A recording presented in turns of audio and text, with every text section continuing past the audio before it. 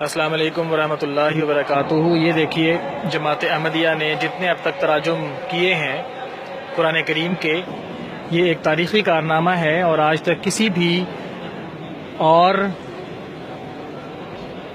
تنظیم کو یا جماعت کو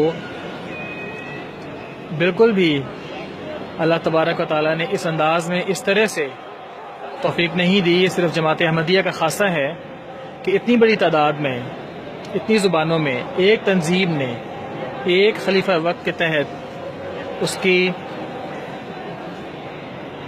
اتباع میں حکم کی تعمیل کرتے ہوئے دن رات لگا کر قرآن کریم کے تراجم مکمل کیے ہوں۔